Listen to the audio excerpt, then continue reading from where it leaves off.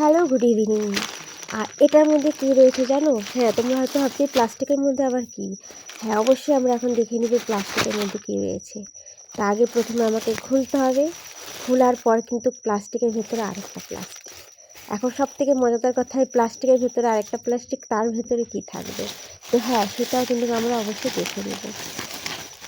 আমরা গিয়েছিলাম উড়িষ্যাতে ঘুরতে, তারপরে সেখান থেকে আমরা ভুবনেশ্বর গিয়েছিলাম, মানে পুরী থেকে ভুবনেশ্বর।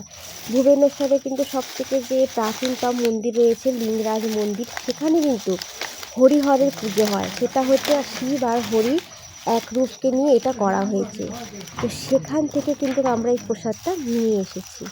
খুবই প্রাচীনতম মন্দির, তোমরা হয়তো গুগলেও দেখতে পারো বা অনেকে হয়তো জানো।